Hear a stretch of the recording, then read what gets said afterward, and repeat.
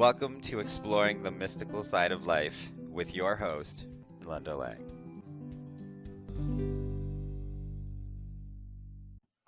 Hi, this is Linda Lang from ThoughtChange.com. Here on Exploring the Mystical Side of Life, we delve into topics of spirituality, mysticism, alternative healing to help you open your mind to new possibilities. Today, I have Rebecca Dawson here with me.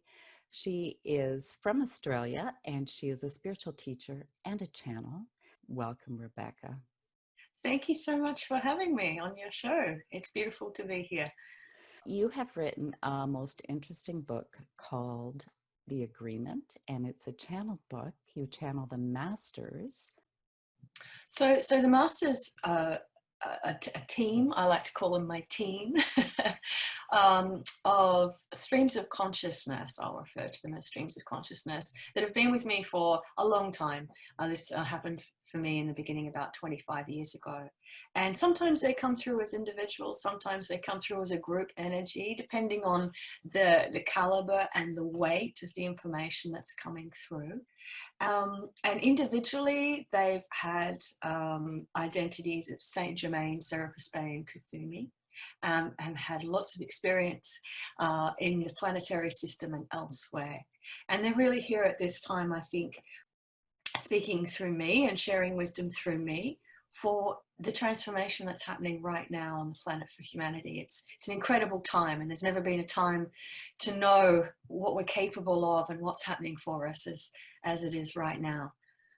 Well, you're right. It is an incredible time, and there's possibility for huge transformation, but it's not necessarily the easiest time for many people. This is true. This is true. I think it can be easier depending on your attitude and your mental focus. What kind of tips would you give our listeners to try and navigate this huge change we're all going through? I think that, some of the most important things that we can assist ourselves with at this time is to be informed. So it's wonderful. I think there's a lot of teachers out there at the moment, and there's a lot of information about this transformation that the planet's having.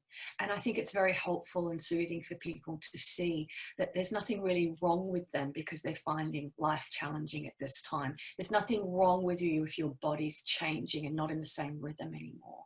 And there's nothing wrong with you if you're finding that the things that used to work for you in life don't work for you anymore. So a lot of the information that's around, and I'm so grateful that there's so many of us talking about it at this time, I think is wonderful to help us realize that we're not the singular one that's out on a limb finding life challenging. It's a collective experience. I think the other really important thing to remind ourselves of right now is to really trust ourselves. Because while there's a lot of information telling us that, yes, this is happening and you're okay, it's also important to always be the authority in your own life. And I think there's nothing like a disarmament from external systems of belief and rules and regulation that's happening right now to really encourage us to go back to our inner wisdom and say, well, this may be the external view, this may be what the mass belief is right now, but I trust and believe in my own existence and my own consciousness more than what's going on around me. I think that's incredibly important. And I find there's a lot of awakening that's happening. People are really starting to tune into their own energy, their own heart space, and really kind of call the things that aren't in resonance with them anymore. It's a powerful time for sure. It is. And for many, it feels like disillusionment.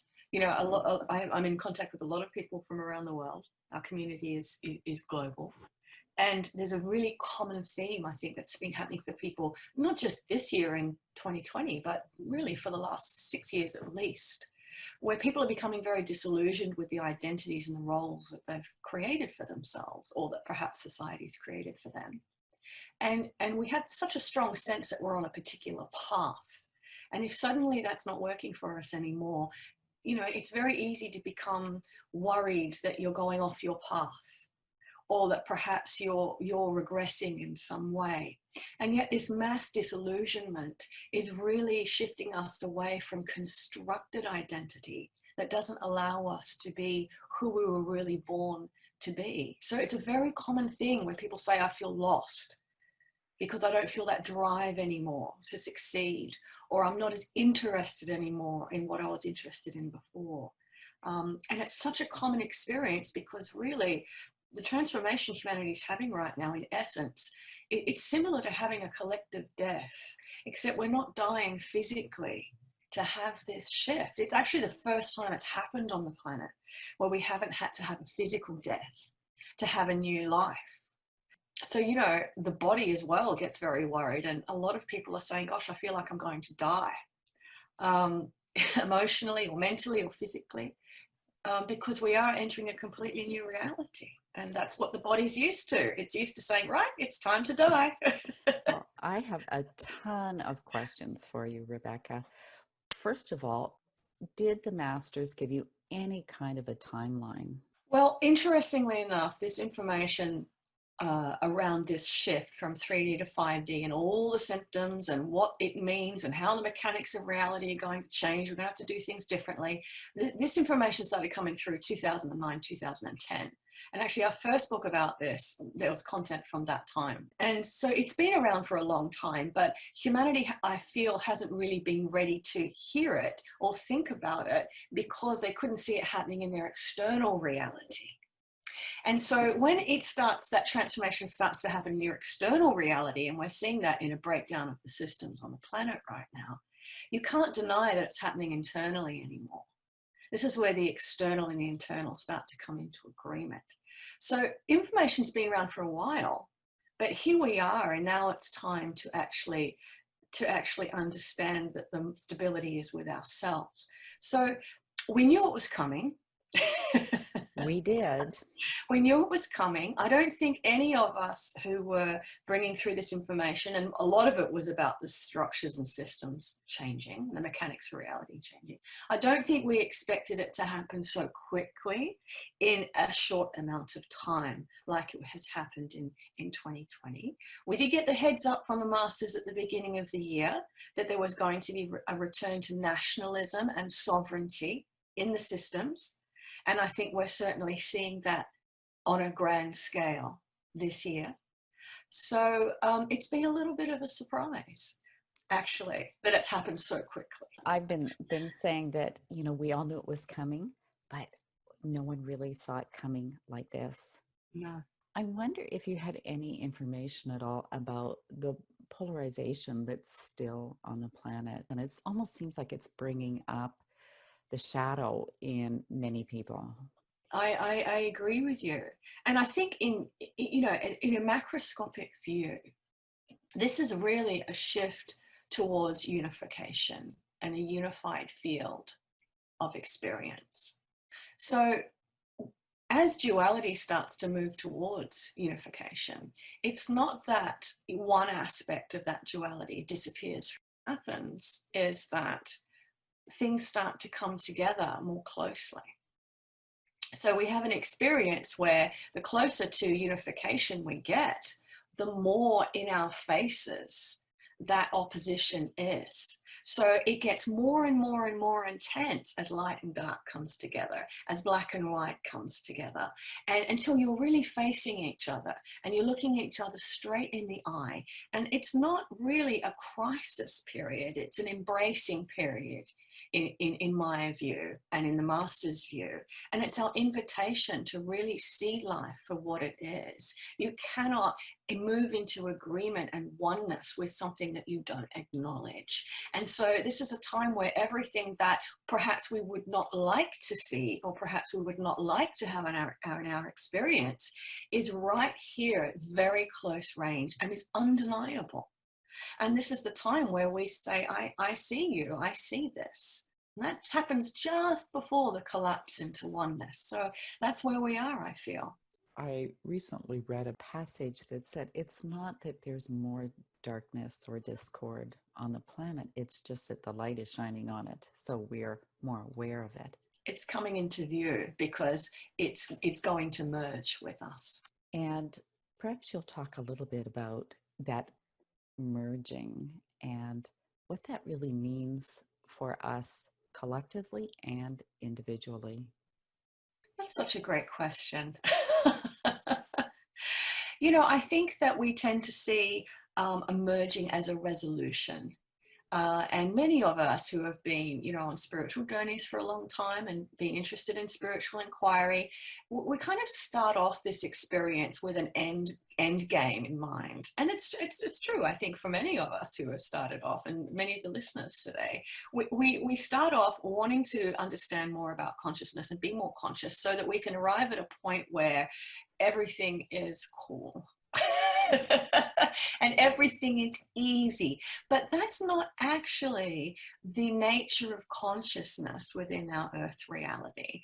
I mean, I think really we can be looking at this as an opportunity for newness and an opportunity for creation. So with this merging and with this transformation that's happening, I think it's wise for us to look at this as an alchemical reaction. When two elements, or the black and white, whatever it is, come this close together, it's an alchemical reaction that occurs. And in that alchemical reaction, there's going to be an explosion. There's going to be residue that can no longer continue to exist as part of the new creation, but it also propels us into a completely new and different and unexpected experience.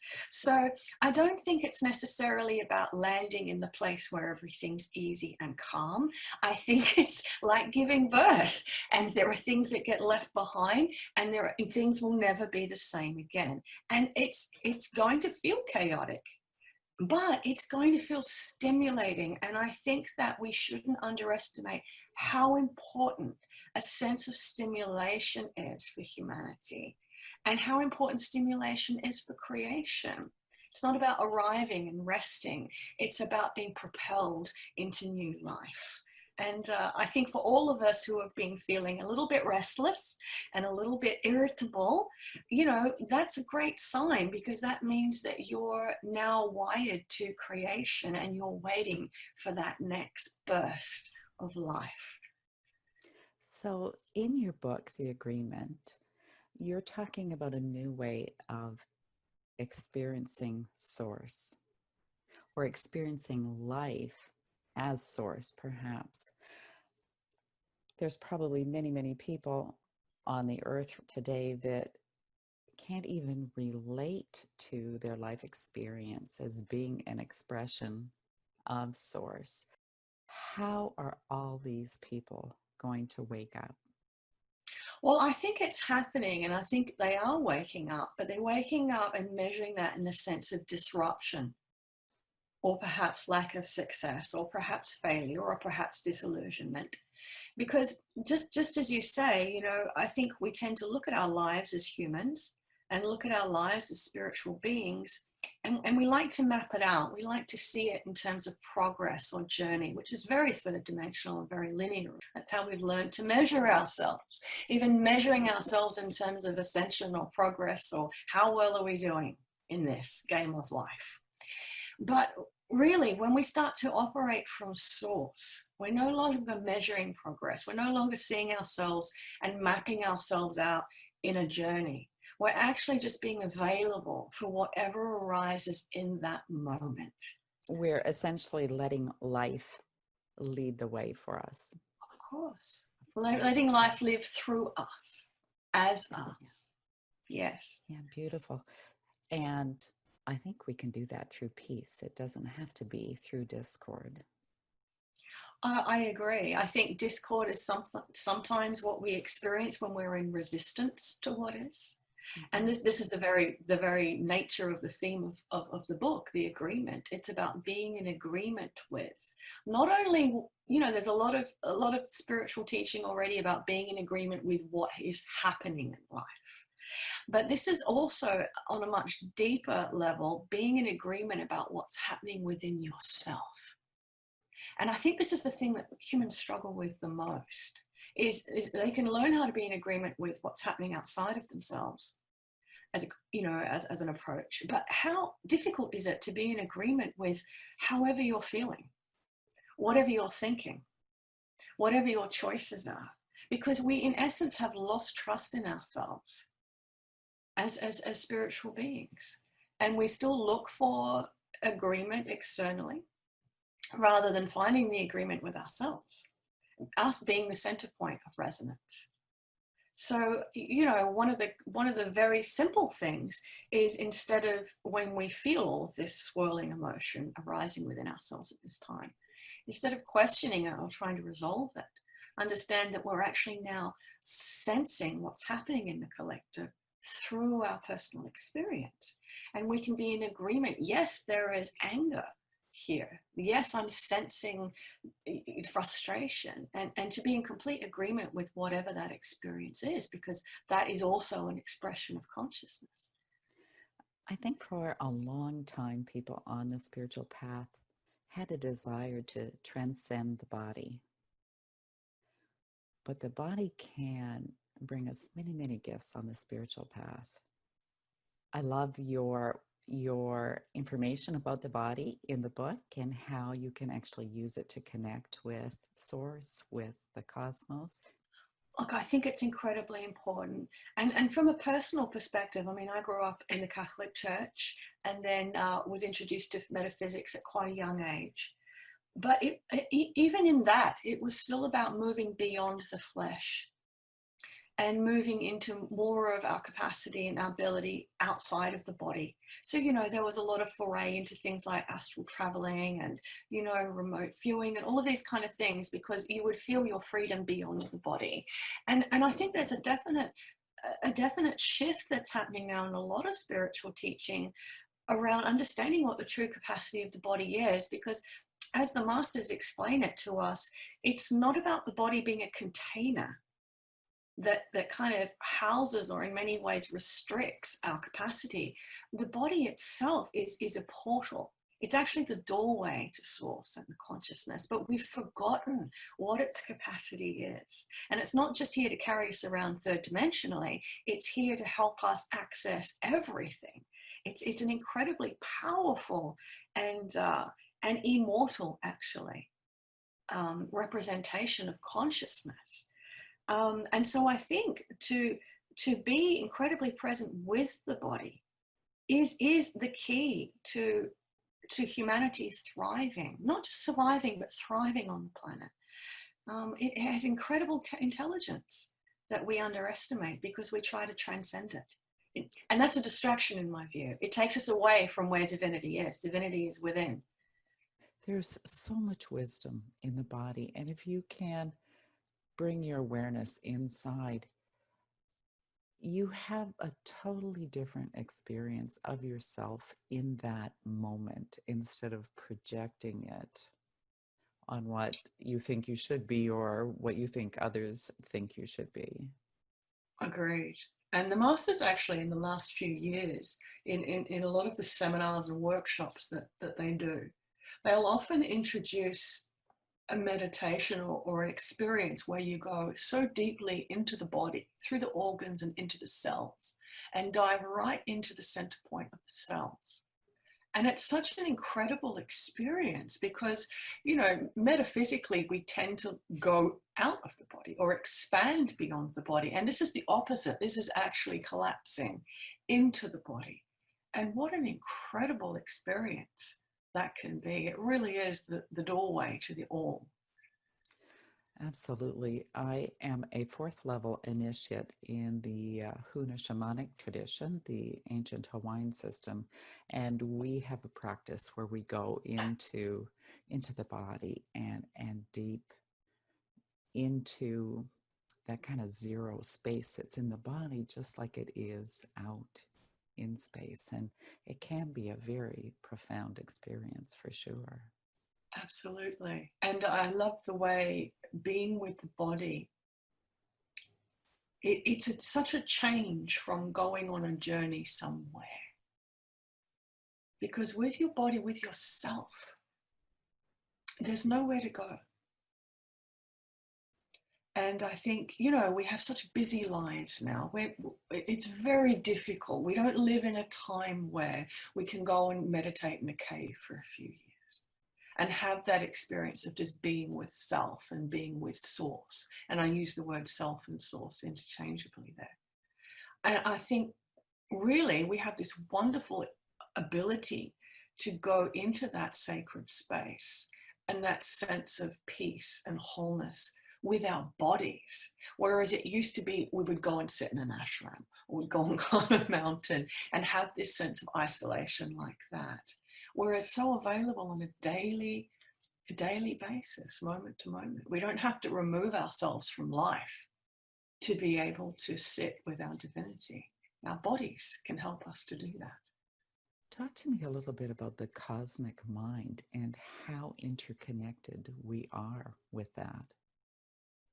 Well, the cosmic mind, as the masters use that expression, is really the consciousness and the wisdom and the knowledge of the all, or God, or whatever word you like to use there. That is so available through our physicality. And I think that there is an intelligence of the cosmic mind of source that's so available within the human body. It arises from deep within the cells. And if you think about the fact that we have so many cells in our body, and that each cell has an ability to be a source for that cosmic mind, we start to look at ourselves differently, because we start to look at ourselves as being fueled by, or sourced by, or informed by cosmic mind, rather than being formed by what the masters call the mind brain, which is our physical brain as we understand it, and the mind, conscious mind that's attached to that. That was not originally designed to be a tool of absorption and memory. In the original human blueprint, that was designed to be a translatory tool for whatever wisdom was arising consciously from cosmic mind within our bodies, because the body is the portal to the all. And yet over time, with introduced systems on the planet and conditioning and externalized forms of information, the brain has really just become an absorption tool, an analytical tool, and a memory storage. And as you know, I'm sure you've experienced many times, as many listeners have, when you have a profound spiritual experience or meditation, it can be very difficult for the brain to actually remember what's happened, to be able to explain it, to be able to maintain that memory in any way, because it's almost forgotten how to do that. And so for many people at the moment, they're having trouble engaging mentally with external systems of information. We're losing our memories, many of us. Our brains are perhaps becoming foggier or not working in the same way. And while people can be very concerned about that, it's reassuring to know that that's part of the resetting that's happening, where the brain is now starting to tune into what's happening with the cosmic mind, so we can again begin to express and remember and know a different kind of intelligence. And these shifts are across the board, not just for specifically light workers or spiritual people. Absolutely. I mean, I think that, 10, 11, 12, 15 years ago, there was a small portion of our population that was going first and leading the way. It's just like a wave, the tip comes first and then the weight comes behind it. And I think well and truly this has reached a collective experience point now. It's happening for everybody, which is why the entire planet's disrupted. And it's happening collectively when you start to see it externally. It's been such an interesting conversation with you today, Rebecca. We have a few minutes left, and so if the masters would like to come through with a channeled message, or if there's something in particular that you would like our listeners to really grasp. Well, let's see if we, a few minutes, did you say? Yeah. Okay. They're not very good with timing, but we'll see how we go. They're not really interested in time.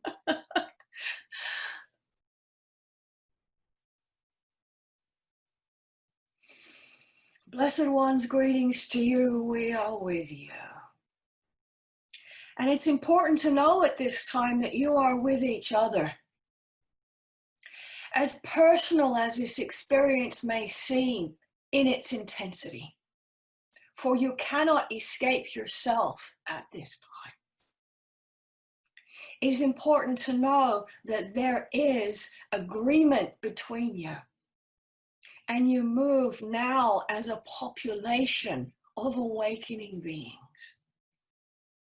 It's important to know that your sense of isolation at this time is an opportunity to understand your own potency. It is not a time to be feeling your impact upon others, because it is a time to feel the energy and the consciousness of yourself. And when you are clear about your own potency in your own existence, then you have the ability to want to be here in this reality. How many of you would consider your value and your worth to be measured by your impact upon others? And yet your frustration with this at this time is to bring your attention back to the validity of yourself. Because to know that you have a right to exist in and of yourself is your agreement with life. Just as you would see a plant in your garden or a tree in the forest, it revels in its own ability to exist, its own expression of source. In its willingness to exist for this, it naturally influences the collective environment. It naturally becomes a part of a system of natural law for thriving, not surviving. And so for humanity, it is the same. It is a time for a return to natural law, not order, but law. Law when the focus is your right to exist, regardless of what you believe your actions to be. So we say unto you, be not frustrated by your lack of action nor perceived impact at this time. Know that this is a return to who you really are and a return to natural order. Your existence is the beginning of a new humanity and a new earth. Peace be with you. Thank you so much. I love the message and I find it so synchronistic. I'll just share with the audience just before we wrap up a little exercise I have been doing just the last couple of days, and it speaks to that. It's very simply to bring your attention into yourself, into your heart space, if you like, into how you feel. Feel that feeling and just affirm, this is who I am. No labels, just that sense of who you truly are. I am that. I am that. Exactly. Perfect. Rebecca, if anyone wants to reach out to you, how can they connect with you? Through my website is easiest. So it's just my name, RebeccaDawson.net. And there's lots of free resources on there, lots of articles and video channelings to explore. And if you go on my website in the next few days, you'll be able to download actually that first chapter we talked about, the body, for free, just to give people an introduction into this this new way of looking at life. And also on YouTube, I do a lot of channelings on there. And we do monthly updates too, so people know they're not going crazy. There we go. We'll put the links in the show notes. And again, your book is called The Agreement. Thank you for being my guest, and thank you for listening to this week's edition of Exploring the Mystical Side of Life. If you enjoyed this conversation, please subscribe to the channel, send us some comments, or share it with a friend. Come and visit me at thoughtchange.com and learn what energy medicine can do for you. That's it for this week. Bye for now. Thank you for exploring the mystical side of life.